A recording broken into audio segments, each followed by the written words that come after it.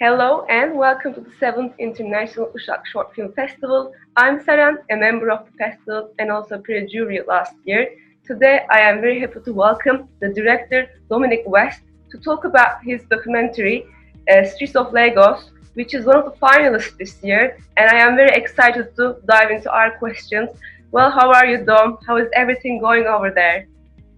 Very well, thank you. Yeah, we're all staying safe and healthy in Australia, and just looking forward to being able to travel the world again. Exactly, same here. And looking back at your works, you are constantly traveling somewhere to shoot great stuff. I love all your work. To talk about Streets of Lagos, let me give a quick synopsis for our viewers. Streets of Lagos is about provides a rare insight into the lives of Nigeria's first generation of rollerbladers. Originally used as a way to navigate the city's dense traffic, today a select few use their skates as a form of self-expression, something which can be hard to find in what is one of the toughest cities in the world, and also a very populous city, and there is so much inequality in this country as well. So let me start by asking, are you a rollerblader as well? Because you have other documentaries with rollerbladers, and it seems like you hang out with them quite a lot. Yeah, no, that's correct. I mean, rollerblading was how I got into filmmaking in the first place. So for me, the rollerblades came first, and then very shortly after that, I picked up a camera. In fact, just to film me and my friends doing tricks on ramps and things like that. And I quickly became very obsessed with filmmaking, and that was about 20 years ago now. But I still maintain strong connections with the skating community, just because I still really enjoy the sport, and I feel like it's often overlooked compared to some of the other extreme sports like skateboarding and BMX and things. So for me now, in my spare time, my passion projects revolve around telling different stories from around the world about rollerblading, and this was a particularly unique story, so I couldn't help myself but to get out there. How did you go into film because of skateboarding and rollerblading? Yeah, so I mean, I started rollerblading when I was about 10 years old, and my dad had an old video camera that we just did home movies, family movies with, and I just used that for many years, and was for the first 10 years I was just filming skating, really filming my friends doing tricks, and with fisheye lenses and following them and making short edits with music, very sort of simple stuff, but that really was the foundation for me.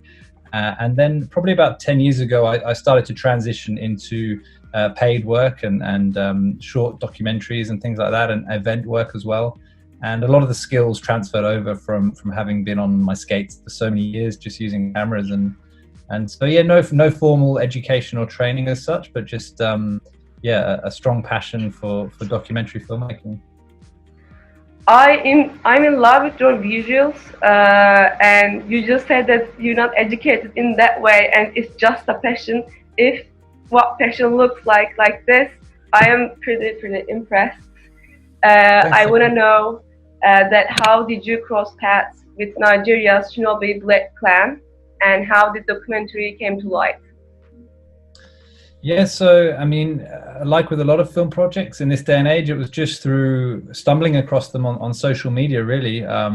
About 2 or 3 years ago, I started to see pictures and videos from one of the guys out there, Dan, from Nigeria, who it was only himself and a couple of other guys who had skates out there, but they were doing their best with what they had. You know, the streets aren't very good. There's no skate parks, no real sort of places for them to actually skate, but they really were just trying their hardest, and clearly, had a lot of love for rollerblading. And we connected on Instagram, just started chatting, and I expressed interest in going out to visit him, which it did come with a few reservations from some of my family and friends and things like that, because obviously Nigeria is quite well known, probably more for its for bad things, whether it's scams or hacking or whatever. So they were a bit wary, but I think because of my strong connections with the skating community and I just had a sort of a sense of trust from the beginning, and so yeah, I just started to talk more and more, and we had maybe 5 or 6 video calls, and I started to book flights, and we just went out there and made it work. How long did it take you, pre-production and the shooting time over there? Yeah, so I mean, this, like I said, this project was an unpaid project that I just did in my spare time. So I just took some time off from work to do the trip, and so I was out there for about 7 days on the ground. But then the lead up, probably, we got serious about 6 months prior to the shoot, and so yeah, for a period of about 6 months, there was some pre-production. So just simple stuff, booking flights and visas and things like that. But generally, just staying in communication with the guys in Lagos, and yeah, we just went for it. It was quite low key, it wasn't like a big budget film. It doesn't look like it though. It tells about a real thing going on, and the rollerblade itself is such a, and I don't know, valuable item to put out there to show the self-expression in a very tough country and city. Because all this immense traffic and the logistics of it, it's not just about physical thing, but it's also about mental survival too. So I think it means quite a lot. Definitely. You have other works, Netflix Tells by Light, a documentary series, which has a very special place in my heart. And also you co-directed Big Cat Tales, and you keep traveling all around the world all the time. How is it like? It's amazing. It's a dream come true for me, and as I'm sure it would be for many filmmakers. Yeah, it sort of happened quite quickly for me, and I feel very blessed to be able to travel and do what I love. Apart from this last year, obviously, with no traveling, which has been frustrating. But yeah, I wouldn't want to live my life any other way, I don't think. And it's one of those things that it started off as a passion for me, and it has remained that way. So even though it is now my career, and yeah, I'm able to make a career out of filmmaking, for me, the number one drive is just the passion and enjoyment I get out of making films. And if it means going to exotic places and telling incredible stories, then that's just a bonus for me. And they are incredibly inspiring too. But I can also imagine that how many crazy stories you have to deal with on the way.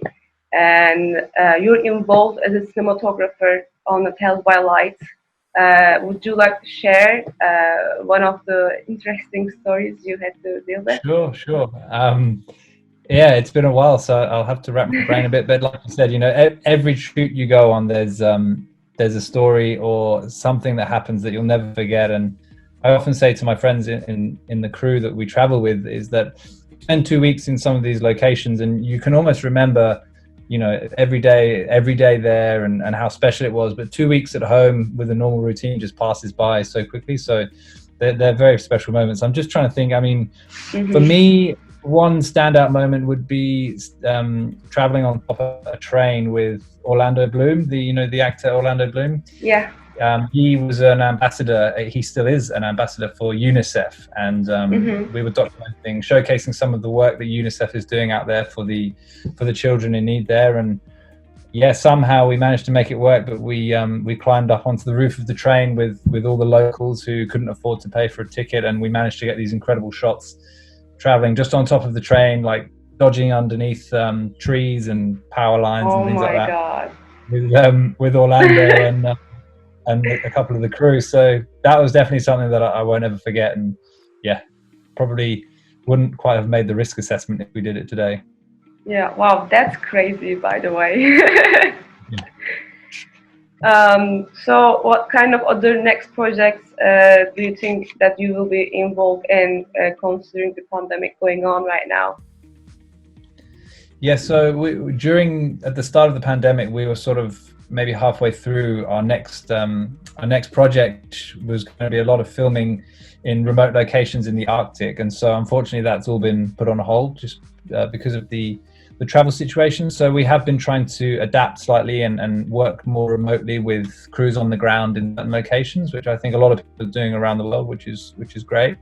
And So for us, we're trying to shift our focus slightly to work on some projects within Australia. So I can't reveal too much at the moment, but I think we'll be doing quite a few more things around Australia, because there are so many incredible stories to be told in Australia as well. And for me, being originally from the United Kingdom, it's still very fascinating for me to travel around Australia and document what's going on here.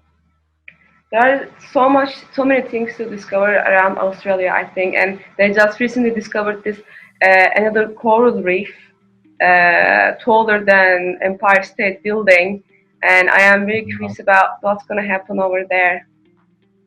Incredible, yeah. There's a lot of undiscovered stuff still in Australia. Yeah, so exciting, and congratulations again by being one of the finalists. I wish the best for you. Thank you, Sarah. And thank you so much for your time. Is there anything else you would like to add? No, I'd just like to say that it's an honor to be a part of your festival, and thanks for reaching out to do this short interview. For me, I love to support all types of film festivals around the world, and it seems like you guys have an incredible thing going on here. So I wish you all the best for the future. Thank you so much. Thanks, Sarah. And see you. Bye-bye. Okay, see you. Bye.